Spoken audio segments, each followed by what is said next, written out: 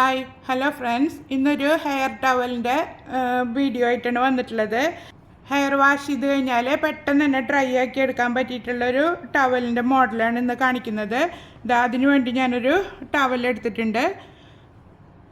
പുതിയ ടവൽ തന്നെ വേണമെന്നൊന്നുമില്ല, നമ്മൾ ഉപയോഗിക്കുന്ന ടവലിൽ തന്നെ ഇത് ചെയ്തെടുക്കാം.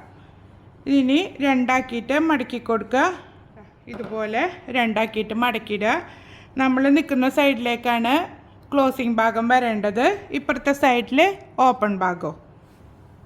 ഇനി നമുക്കിതിൻ്റെ ലെങ്ത്തും വിഡ്ത്തൊക്കെ ഒന്ന് മാർക്ക് ചെയ്ത് കൊടുക്കുക. ഞാനിപ്പോൾ ഇതിൻ്റെ ലെങ്ത്ത് എടുക്കുന്നത് 28 ഇഞ്ചാണ്. 28 ഇഞ്ച് മാർക്ക് ചെയ്ത് കൊടുത്തിട്ടുണ്ട്. നിങ്ങൾക്ക് ഇതിൻ്റെ ലെങ്ത്ത് കൂടുതൽ വേണമെങ്കിൽ എടുക്കാം, 30 ഇഞ്ച് വരെയൊക്കെ എടുക്കാം കേട്ടോ. ഇതിൻ്റെ വീതി 13 ഇഞ്ചാണ് ഞാൻ മാർക്ക് ചെയ്ത് കൊടുക്കുന്നത്.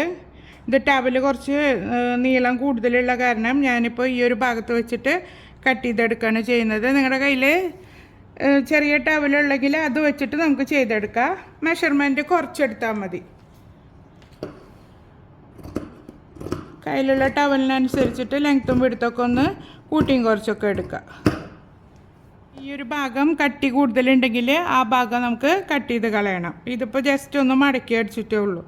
നമ്മളിവിടെ മാർക്ക് ചെയ്ത് കൊടുത്ത ഭാഗത്തു നിന്ന് താഴേക്ക് ഒരു 8 ഇഞ്ച് മാർക്ക് ചെയ്ത് കൊടുക്കുക.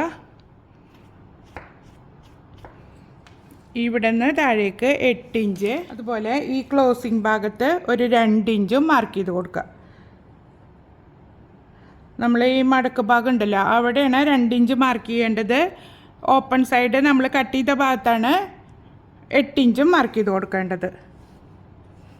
ഇനി ഈ 2 ഇഞ്ച് മാർക്ക് ചെയ്ത ഭാഗത്തു നിന്ന് ഈ 8 ഇഞ്ച് മാർക്ക് ചെയ്ത ഭാഗത്തേക്ക് ഇതുപോലൊരു സ്കെയിൽ വെച്ചിട്ട് ഒന്ന് ഷേപ്പ് ചെയ്ത് വരച്ചു കൊടുക്കുക.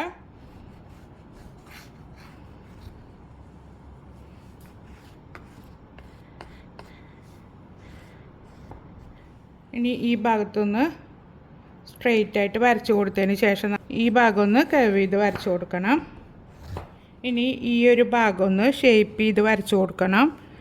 ഇതുപോലെ ആം ഹോൾ കർവ് വെച്ചിട്ട് ഇങ്ങനെ വരച്ചാൽ മതി. അഥവാ നിങ്ങളുടെ കയ്യിൽ ആം ഹോൾ കർവ് ഇല്ലെങ്കിൽ ഇതുപോലെ ഒന്നിങ്ങനെ ഷേപ്പ് ചെയ്ത് കൊടുത്താൽ മതി. ഇനി നമ്മൾ ഈ ഷേപ്പ് ചെയ്ത ഭാഗത്ത് കൂടെ കട്ട് ചെയ്തെടുക്കുക.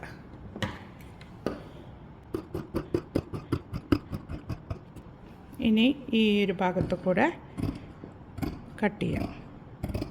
വരച്ച് വെച്ചിട്ടുണ്ടെങ്കിൽ ആ കറക്റ്റ് ആ വരയിലൂടെ തന്നെ കട്ട് ചെയ്തെടുത്താൽ മതി. ഇനി ഈ ക്ലോസിങ് ഭാഗം കൂടെ ഒന്ന് കട്ട് ചെയ്തെടുക്കണം. 2 പീസാക്കിയിട്ടാണ് നമ്മൾ എടുക്കേണ്ടത്. ഇനി ഇതിന് സൈഡിൽ ഞാൻ പൈപ്പിംഗ് ആണ് ചെയ്യുന്നത്. അതിന് വേണ്ടി 1.5 ഇഞ്ച് വീതിയിൽ പൈപ്പിംഗ് ചെയ്യാനുള്ള പീസസ് ഞാൻ കട്ട് ചെയ്തെടുത്തിട്ടുണ്ട്. ഇപ്പോൾ നിങ്ങൾ പൈപ്പിംഗ് വെക്കുന്നില്ല എന്നുണ്ടെങ്കിൽ ഈ ഒരു സൈഡ് മടക്കി അടിച്ചു കൊടുത്താൽ മതി. ഈ കളറിലുള്ള പീസാണ് ഞാൻ കട്ട് ചെയ്തെടുത്തിട്ടുള്ളത്. നല്ല ഭാഗം കൂട്ടി വെച്ചിട്ട് ഈ ഒരു സൈഡിലൂടെ നമുക്ക് സ്റ്റിച്ച് ചെയ്തെടുക്കണം. ഒപ്പാക്കി സ്റ്റിച്ച് ചെയ്ത് പോരാ. ഈ ഒരു വളവ് കഴിഞ്ഞാൽ ഒന്ന് സൂചി കുത്തി നിർത്തിയിട്ട് ഇപ്പുറത്തെ സൈഡിലേക്ക് ഒന്ന് ചെരിച്ച് വെച്ച് കൊടുത്തിട്ട് സ്റ്റിച്ച് ചെയ്തെടുക്കുക. എളുപ്പമാണിത് സ്റ്റിച്ച് ചെയ്തെടുക്കാൻ. സ്റ്റിച്ച് ചെയ്തിട്ട് ഈ എൻ്റെ ഭാഗം എത്താനാവുമ്പോൾ ഇതുപോലൊരു പീസ് ഇലാസ്റ്റിക് ഞാൻ കട്ട് ചെയ്തെടുത്തിട്ടുണ്ട്. ഇതൊരു 2 മടക്കിൽ 1.5 ഇഞ്ചാണ് എനിക്ക് കിട്ടുന്നത്. നിങ്ങൾക്ക് ഇപ്പോൾ ഇലാസ്റ്റിക് വെക്കണ്ടെന്നുണ്ടെങ്കിൽ ഈ ഒരു തുണിയുടെ തന്നെ ഒരു ലൂപ്പ് പോലെ തയ്ച്ചെടുത്താൽ മതി. എന്നിട്ട് ഇതുപോലെ ഒരു 1 ഇഞ്ച് ഡിസ്റ്റൻസിൽ ഇത് വെച്ച് കൊടുക്കണം. എന്നിട്ട് ഇത് ഫുള്ളായിട്ട് തയ്ച്ചെടുക്കുക. നമുക്കിത് ബട്ടൺ വയ്ക്കുമ്പോൾ അതിന് വേണ്ടിയിട്ടുള്ള ലൂപ്പാണിത്.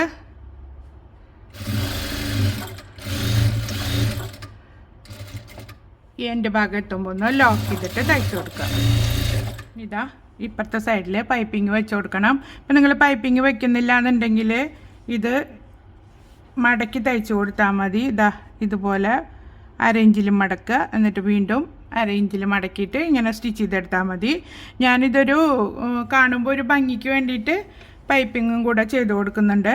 ഇതിപ്പോൾ വീട്ടിലിരുന്നിട്ട് സ്റ്റിച്ച് ചെയ്യുന്നവരാണെങ്കിൽ ഒരു ബിസിനസ് മാർഗവും കൂടിയാക്കാം കേട്ടോ. ഇതുപോലൊക്കെ തയ്ച്ച് വെച്ചാൽ ആൾക്കാർ വാങ്ങിപ്പോവും. നിങ്ങൾക്ക് ഷോപ്പൊക്കെ ഉണ്ടെങ്കിൽ ഇങ്ങനത്തെ ടവലുകളൊക്കെ ഇപ്പോൾ ഓൺലൈനിൽ അവൈലബിൾ ആണ്. അപ്പോൾ നമ്മുടെ കടയിലും ഉണ്ടാകുമ്പോൾ നമുക്ക് കസ്റ്റമേഴ്സിനെ കിട്ടും.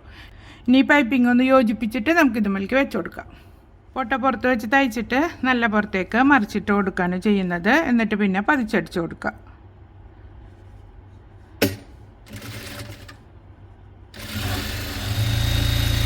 ക്രോസ് പീസായിട്ട് കട്ട് ചെയ്ത കാരണം ഈ ഒരു വളവ് ഉള്ള ഭാഗങ്ങളിലൊക്കെ സ്റ്റിച്ച് ചെയ്തെടുക്കാൻ ഒരു പ്രശ്നം ഉണ്ടാവില്ല. അതിലേക്ക് മറിച്ചിട്ടിട്ട് ഇങ്ങനെ ക്ലോസ് ചെയ്ത് തയ്ച്ചു കൊടുക്കുക. കണ്ടില്ലേ, ഇതാണ് ഹെയർ ക്യാപ്പ്.